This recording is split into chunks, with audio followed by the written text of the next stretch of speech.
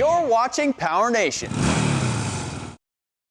Today on Carcass, we're rolling our 72 Camaro into the shop, and we're going to show you guys how we got this thing ready for SEMA. And we're going to mount some more carbon fiber components and show you how to measure for coilovers and shocks, so stay tuned.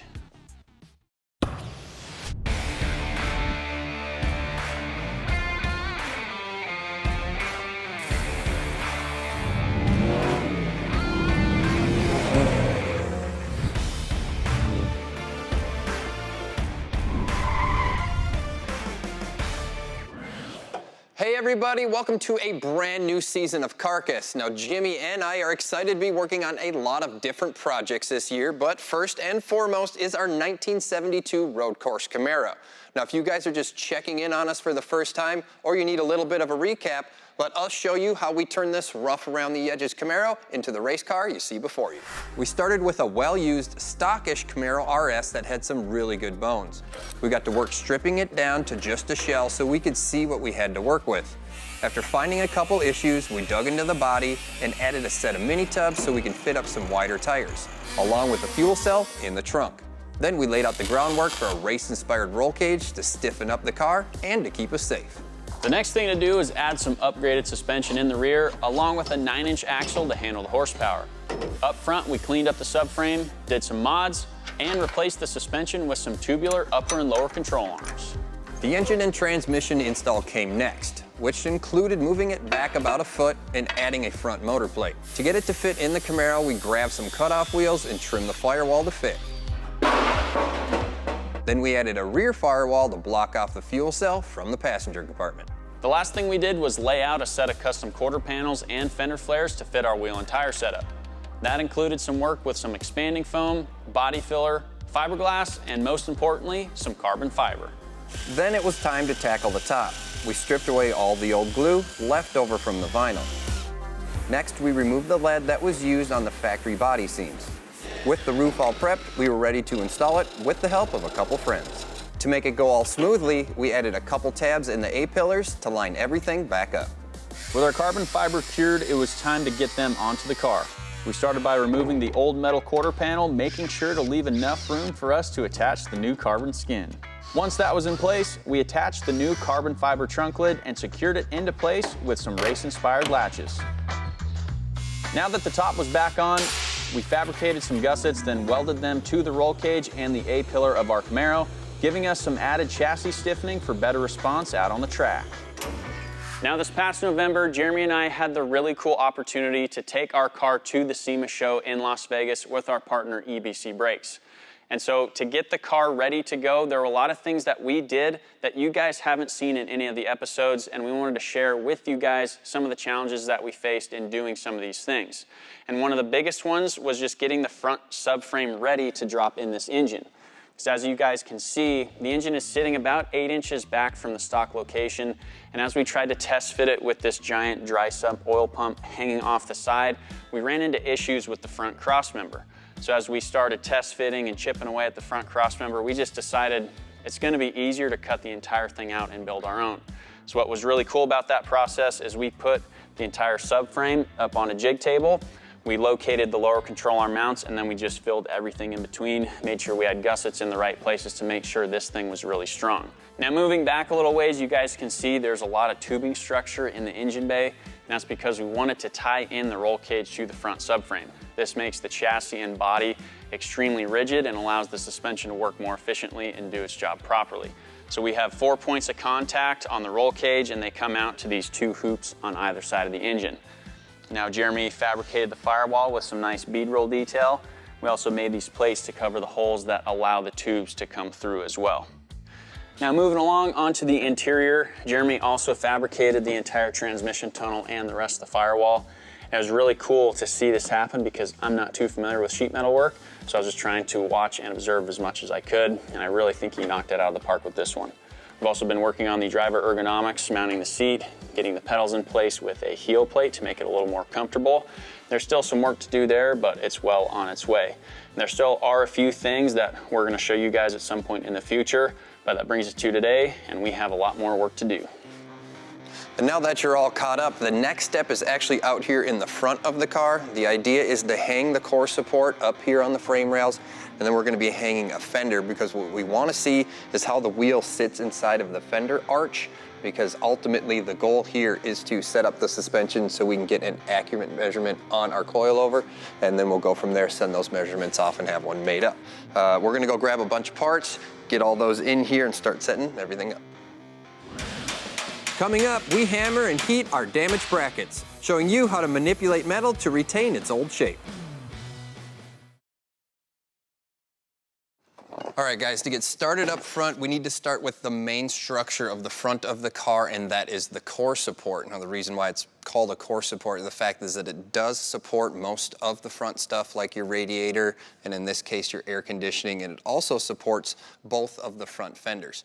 Now, our Camaro has definitely been in some type of an accident or something up front. We have a lot of bent brackets up here. There's big damage to the AC condenser, which isn't a big deal to us because we're gonna end up throwing that in the trash. And there's damage over here to a couple brackets, but that's nothing that we can't handle. We're gonna straighten all of this out. This being a race car, there really is no point in going out and buying a new core support, because all it's gonna do at this point is kind of help locate our two front fenders, and then we're gonna use the rest of this to help build out the front of the car so it looks like a Camaro again.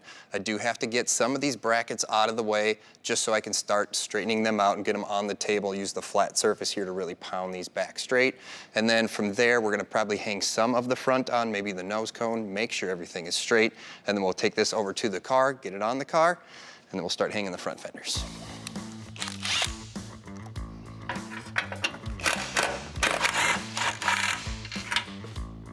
Okay, it's a good idea to mark all of your brackets, especially something like this where it could really be flipped over and go on the other side as well. So you just grab a Sharpie. What I do is I'll put an L on it for left, put an arrow that faces down, that way I know it goes on this side and it goes down.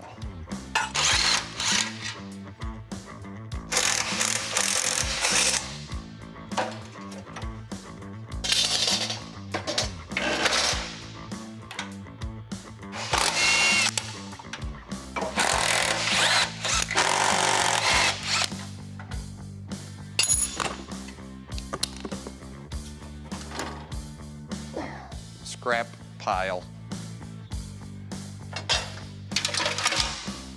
All right, so now that we have the brackets off, if we take a really close look at this center bracket or piece here, I'm going to assume that this should be completely straight. There's damage you can see, so I'm just gonna use the table to try to straighten this out the best I can. And as far as the side brackets go, if you look at the left bracket, it looks like there's no damage to it, so we're gonna assume this one's straight. But when you put the right side or the passenger side bracket up to the same spot, you can see that it's off and there's some good bends to it. So if we kind of try to match the two sides here, I can see that the ears are off the table.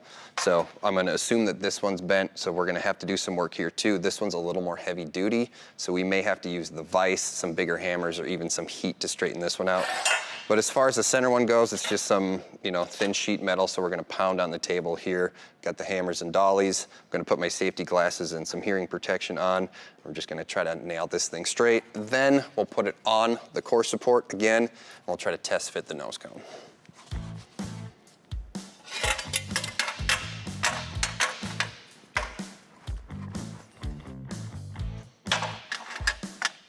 We'll use that to kind of block this side up so we don't bend that tab. And then we'll just hammer here and try to straighten this out first.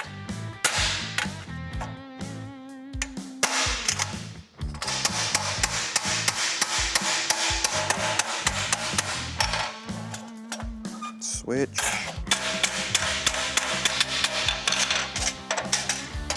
So it's quite a bit straighter in there. Try to straighten this out then.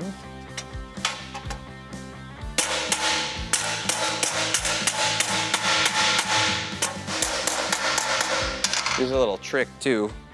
So if you don't have a hammer that fits in a certain spot to work something straight, your dolly works just as good as a hammer. You can pick that up and slam it down, find whatever works here, and use that to straighten stuff out, so. I'll try to straighten this out here, which that might just be a push. Maybe not. That we might just use the vise for. You could fit the vise in here and just use the pressure. So we'll try to straighten that out on the vise.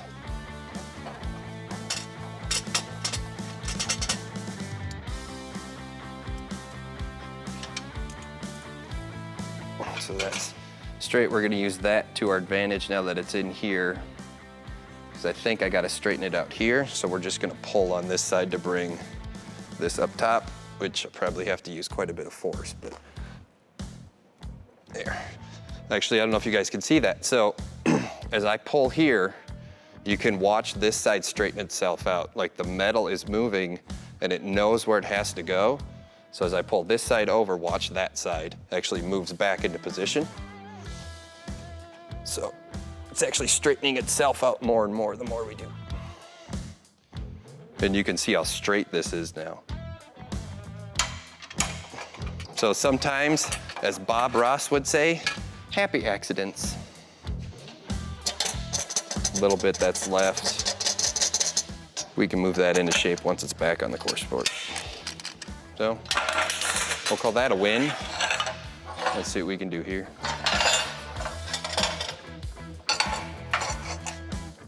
This bracket is made of a thicker material, so we'll use a little bit of heat to make the tab bend a little bit easier.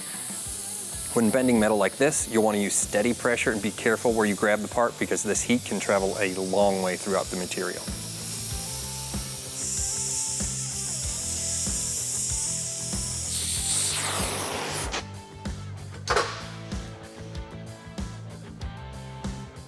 Ooh, that's warm.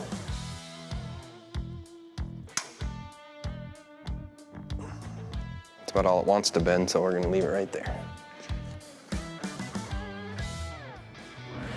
We use the power of pressure to finish straightening our core support brackets to install our new nose cone. All right, so the brackets are somewhat straight, the core support's somewhat straight, so we're gonna go ahead and mount this up here on the table. We'll get all the brackets on this thing, and then we'll test fit the nose cone and see how close we are.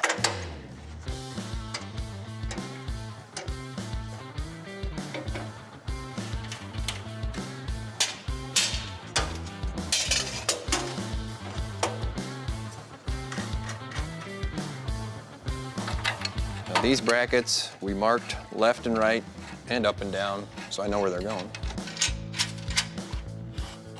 So now that we have the brackets on, the next step is to install the nose cone and make sure everything's straight. Now our old nose cone was damaged pretty bad, so we got a brand new one from Classic Industries. This is made from a high impact urethane, and probably the biggest point for us is the fact that it's straight, because our old one was in pretty rough shape. Now when we hold it up here, we can already tell that it doesn't fit in between the brackets, and I'm pretty sure we know why, and there's a bunch of damage on this side, but we're gonna try to prove that point right now. So Jimmy brought in a straight edge.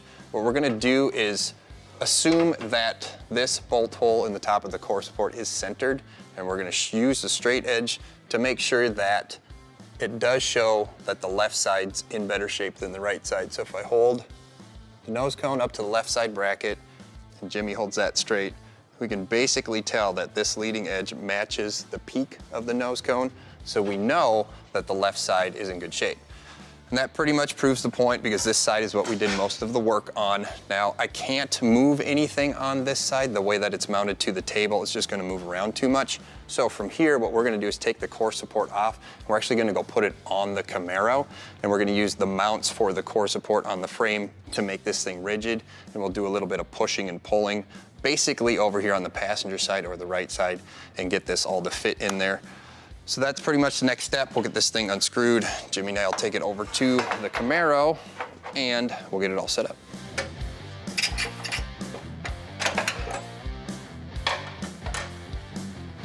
Okay, so we have the core support sitting on the chassis rails. We've got the body mount bolts in and kind of holding it loosely into position. And I've got this kind of hydraulic ram in here. It's called a porta power or a porta brace. What this does is it's just gonna use a little bit of hydraulic pressure when I pump the handle and use the ram here and kind of shift this bracket out. Now, if you guys don't have something like this, you could easily do it with a pipe or a bar, find a way to get in here and pry and just pull it over. But we're gonna use hydraulic pressure. We're gonna go nice and easy on this, and then we'll do a test fit with the nose cone to see how much movement we've gotten out of the bracket, and we'll see if it works from there. So. And just do a couple pumps here. And check the nose cone once. Make sure it fits inside. Once I've got it fitting, I will actually go past the point I need to let it all kind of relax back, because it's going to kind of spring back, if you will. So we have to go quite a bit actually. So even by doing it this way, we're almost there. By doing it this way, I'm actually using the bracket and maybe changing some of the damage that could be actually in the core support itself. So, all right, so past a little bit, and I got to do some tweaking here, I can tell already, but let's see here once I take it off. Well, that really relaxed. May have to do this a couple times, but we'll get it. Top's good. Push on the bottom a little more.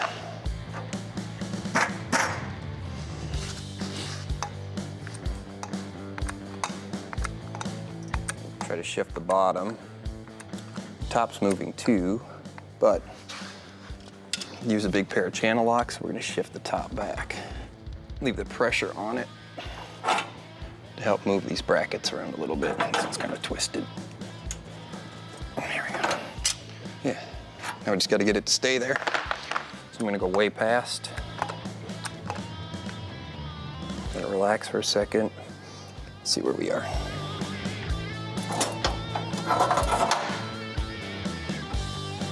Oh yeah, right there. Look at that. That's almost perfect. Grab some bolts and put the nose cone on. All right, nose cone's on, fits. Now we'll just move on, get a fender on this thing.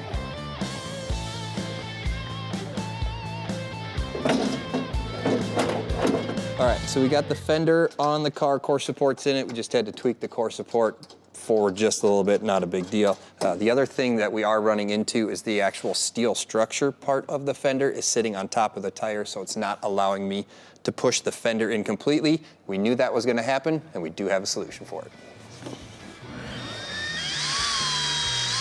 Coming up, we fix our fender problem and measure for a set of coilovers. Jeremy has the core support mounted on our Camaro, and like he explained, the fender doesn't really fit because the tires are so wide that they hit the underside structure. So what I'm going to do now is go ahead and cut some of this fender structure out and get our carbon flares put in place. And just to give you guys a little bit of a recap, the reason why we did the flares in the first place is just so we could have a wider track width and still be able to tuck the wheels and tires underneath and make it look really nice. Now, one big benefit of using some of this fender structure to mount our flares is that we retain the stock mounting points of the fender, so it goes right back on the car. We'll get some rigidity once we rivet everything together, and also we retain the headlight bucket geometry, which allows everything just to go back in its original place. So of course, there's gonna be some weight savings by cutting this out, putting the carbon on. It's probably gonna be negligible, but I think this is a nice compromise of making it a little bit easier to get our flares onto the car.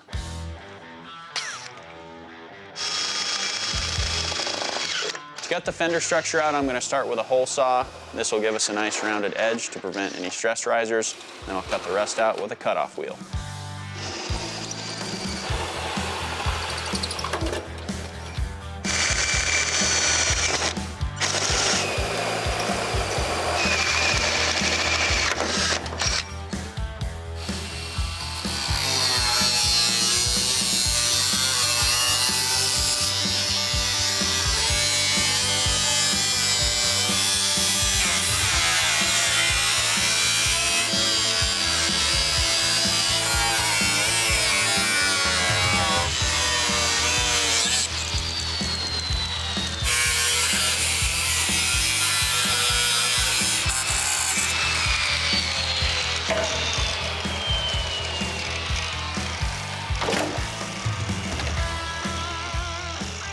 All right, so I've got the fender and our carbon flare roughly trimmed.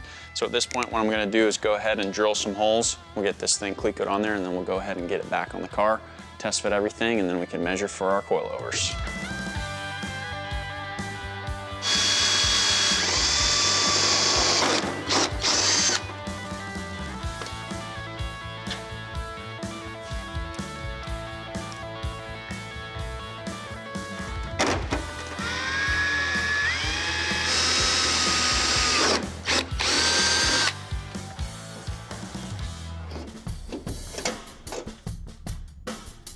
All right, got these two Cleco together. We'll see how everything looks.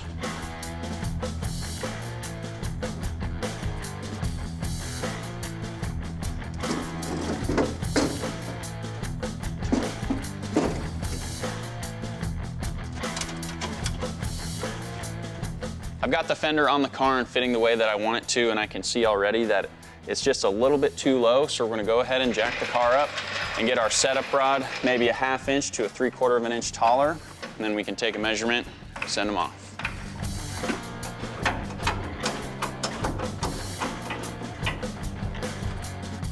All right, so I've adjusted the setup rod, and we'll set the car back down on the ground and get a look to see how it's sitting here.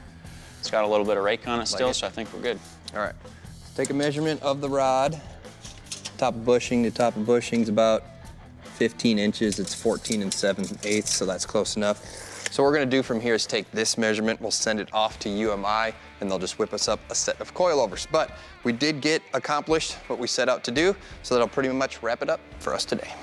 See you guys next time.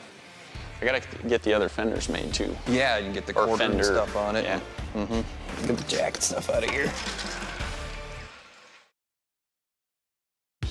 Today on Carcass, we'll show you how to fabricate a custom dash on our road course Camaro so we can install our new gauge cluster. Plus, show you another way to wire up your project that is just plain clean and simple.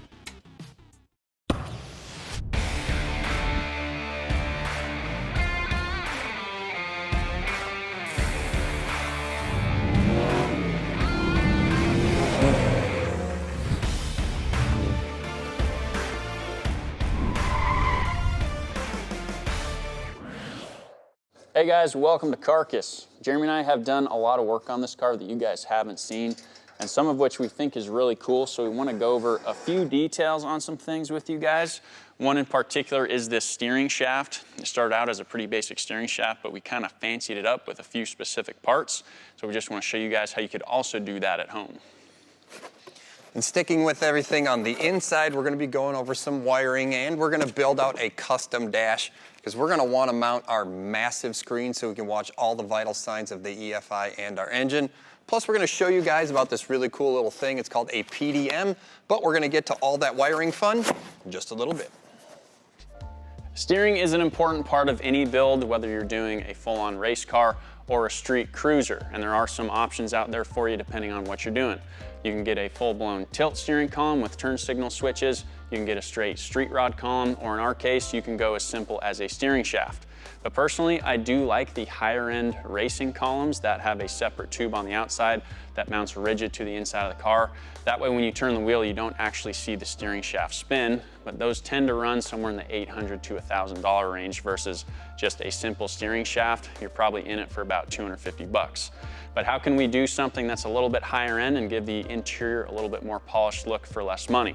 Well, I did come up with a solution, and we've had this in our car already, but I wanted to show you guys how you could do something similar at home. So what we have here is just a basic steering column that we have from Speedway Motors. It comes with the shaft. It is a collapsible steering column, which is a good thing, because in a race car application, if you were ever to get into an accident, you want to keep the driver safe.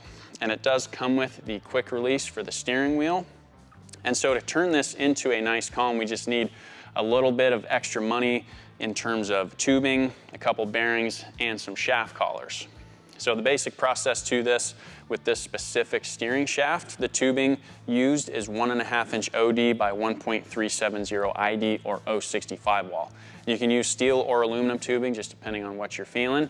And for the bearings, it's an 1812 needle roller bearing, and those bearings have an OD of 1.375. So with this tube unmodified, that's a 5 thousandths press fit, which is way too much. So if you have access to a lathe, you'll need to turn this ID just a little bit.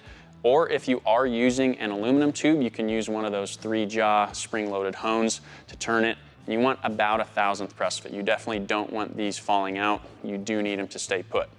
So also, if you do want to prep the tube and give it a nice brush finish like ours, and ours is a little beat up because we've had it in and out of the car several times, you can use a red scuffing pad, and with very little work, I mean very little, we probably did ours in less than 3 minutes. Just take it, just work it by hand just a little bit, and even just on this one spot, it's already cleaned up quite a bit, so you spend a little bit of time on it, it's gonna look really, really nice.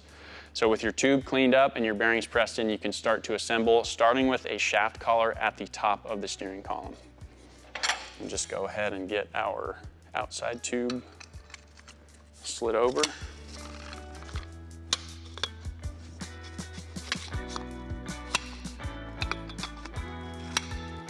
And then we'll put our other shaft collar on.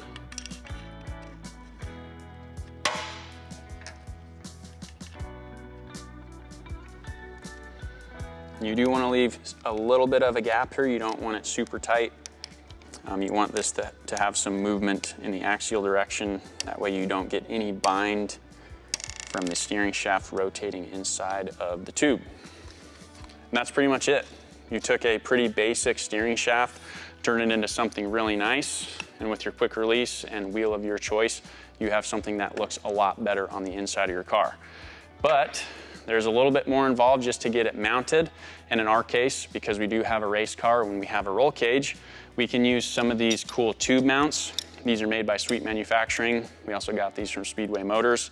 So this fits a 1.75-inch tube, which is what our roll cage is made of. And then this tube clamp fits around our aluminum tube to hold it rigidly in the car. And it just gives it such a good look, and depending on driver height, maybe how far the seat is from the firewall. You can get these in different sizes. You can get the shaft in a different length to fit any application.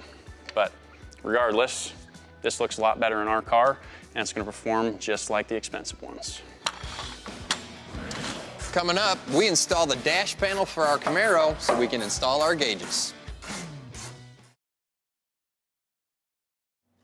Jimmy has the steering installed back into the Camaro, so now I can start working on the dash. The idea behind this is pretty basic. I'm just gonna take a piece of aluminum and bend a 90 on it. We're gonna have that land on top of the roll cage here, and then land in this little recess of the stock dash, or what's left of the stock dash.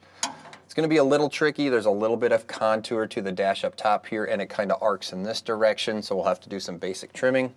But from here, we'll take some measurements. I'll hop out of the Camaro, we'll go transfer that onto a piece of aluminum.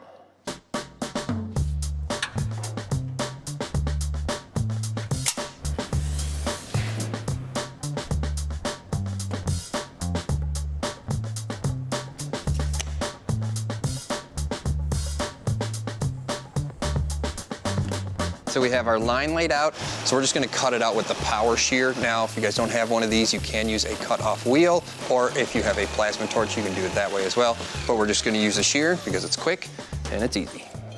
All right, so now that we have our piece cut out, we have to add our bend right here in the middle. So we'll head next door, whip this thing into shape. Yeah, you got her pretty much right on the line? Yeah. This ain't too critical. And 90. Oh, Betsy. You're really gonna have to help me pull. Man, that's thick. Let it relax once. All right, a little more.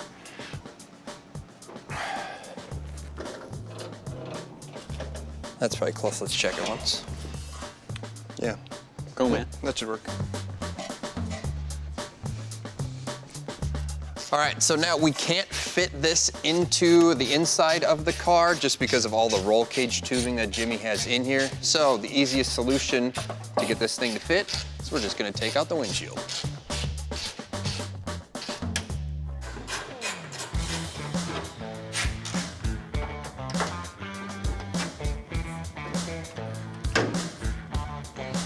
All right, I'm gonna do a little test fit here.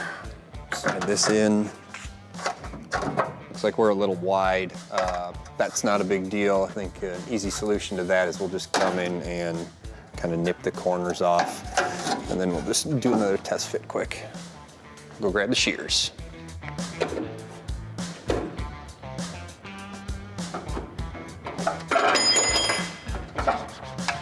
All right, so we'll do a little test fit here again. See how close we are. That actually fits really good. It lands on the center of the roll cage here. But now we have the challenge of somehow trying to find a way to get this line of the edge onto our dash here. Now, really can't do it from the bottom by just solely tracing, because it's got too many variations in here where the original dash hooked to, so that's almost impossible. But I did come up with an idea here on how to transfer a line a little bit further out so we can see it. So if we take a Sharpie and a compass, I've got this set at about 2 inches. What I can do from here is trace this line with the Sharpie mark right on the dash. When I put the dash in here, I'll be able to see that full Sharpie mark. And from there, all I gotta do is flip the compass around, eyeball, follow the best I can that mark. It'll transfer it back onto the top of our aluminum dash. Then I just have to trim it out, and it should fit. Trick here is to keep the compass at a 90-degree, because if we let it go one way or the other, the measurement will change, or the line will change too, so. Okay, so now that we have our mark on this part of the dash, what I'm gonna do is stack up a couple layers of tape right on the edge. That way, when we set the compass side or the pointy side of the compass down to trace this line, the edge has something to follow. So I can stack up 2, 3, 4 layers of tape here, and then we'll put the dash in and transfer it over.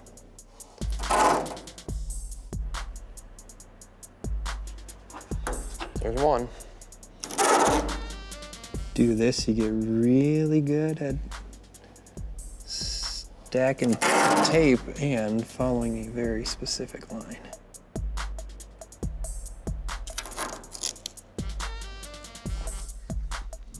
Okay, so we have our tape down. I did trim the edges here because this line was covering up our new tape line. So we got Jimmy here to help hold this square in the middle on the roll cage tube that's down here, because that's where we're gonna want it to land anyways. Then we'll take our compass. Again, we're gonna use the pointy edge, run it up against the tape. We should be good to go. Harder than it looks. Right.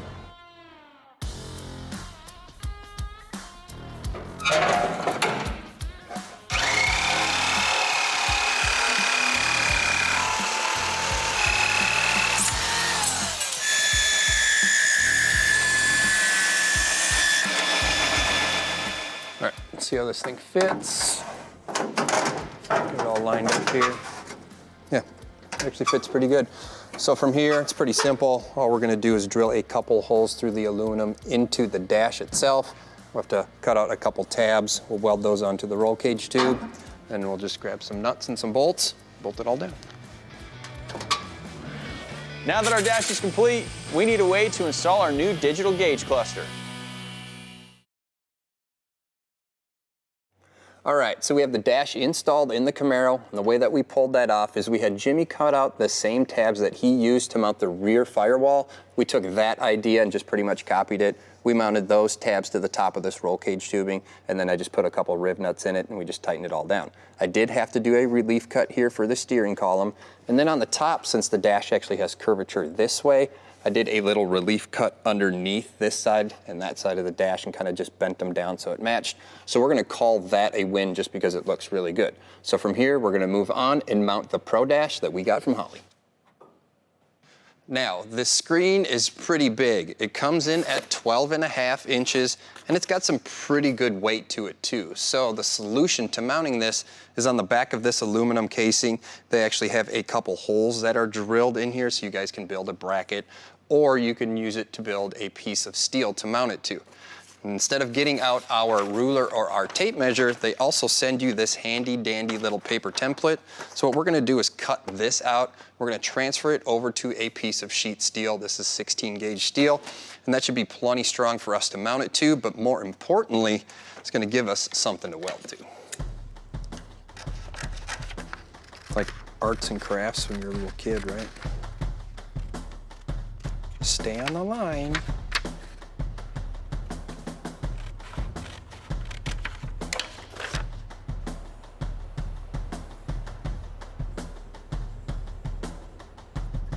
All right, now we'll use just some painter's tape or Scotch tape here. We're gonna hold this into position, and then we'll go grab a punch and a hammer, and then we'll punch out the center of all of these holes I gotta drill.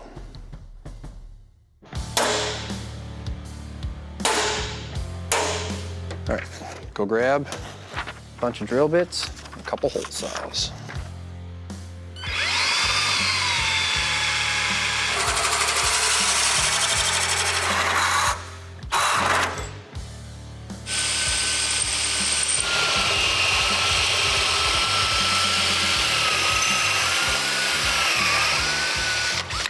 Okay, so we have the holes that we need drilled out. Now we'll just go ahead and cut this out with the cutoff wheel.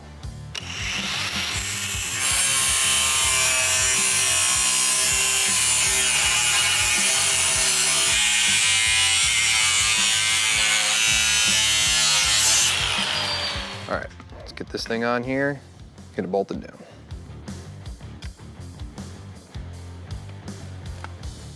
All right, so we have our plate made now. We got Jimmy in the driver's seat. We're gonna try to come up with a good spot to put this.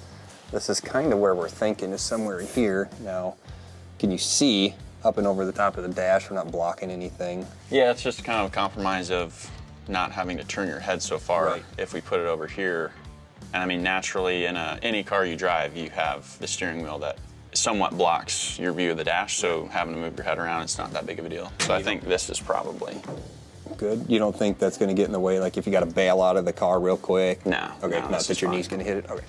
Let's take a couple measurements and we'll build a bracket that fits in the roll cage tubing here. That's roughly 8. And we're gonna go 13-ish. Okay, now grab that. And we'll cut out another bracket.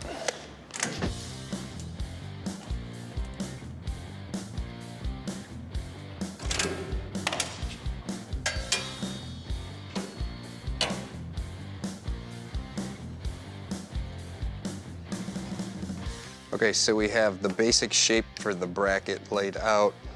I'm gonna add a couple more marks here. Plan is to add a tab.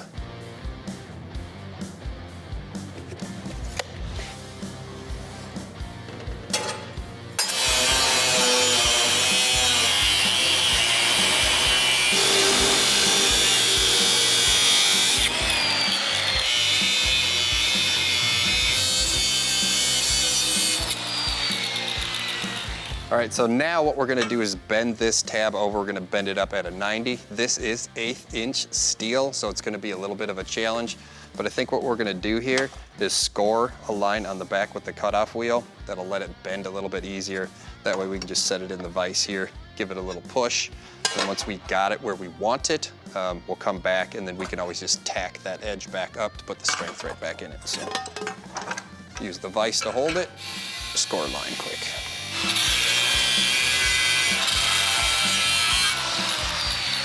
We'll set the vise a little bit deeper so it's close to that line.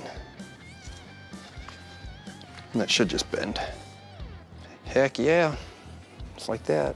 As long as it doesn't break, but we can always weld it if we have to. Nice and slow. Sneak up on the 90. There. Voila, let's go do a test fit. All right, that should go like that. That looks pretty good, but let's go give it some style.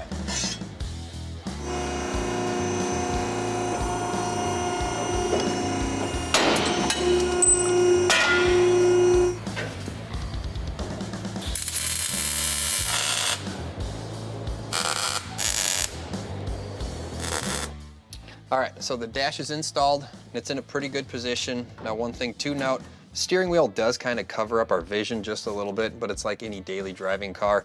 This way, we don't have to take our eyes off of our line of sight or going down the track too far to look at the vital signs of the engine. So we're gonna call that a win for now. We'll check one more thing off the list. Coming up, fuses and relays are a thing of the past. We'll show you a new way to distribute power to your project. So we have our dash installed in our Camaro, and that got me thinking about wiring. So let's go over the way you might wire a traditional circuit in a car or a truck. You're gonna have 3 or 4 major components here. You're gonna have a battery, got a fuse box, got a switch. In our case, we have a relay because we're gonna have a high load like a headlight. There's nothing wrong with all of this. It's just the fact that it takes 3 or 4 different steps to to get to the final result, which is turning on your headlight. Well, that's not the way we're gonna be wiring up our Camaro. We're gonna be doing it a little bit differently. We're actually gonna be using something called a PDM. This little black box right here is a PDM, or a power distribution module. It's also known as a solid state relay. We got ours from Switch Pros, and they sent us basically everything we need to get started wiring in our car. Now, they've got a bunch of different circuits here, so you have a handful of wires that can run up to a 15 amp circuit, and then they give you a couple wires here that can also run stuff like 30 and 35 amp circuit. Now, this whole system gets away from any types of relays, and it gets you away from fuses, which kind of simplifies everything. Now, the way you control all of this is with this little keypad here. This keypad is Bluetooth operated, or you can use it by pushing the buttons, but to set it up, use the Bluetooth. Then we can set up the pad or the buttons to do specific things.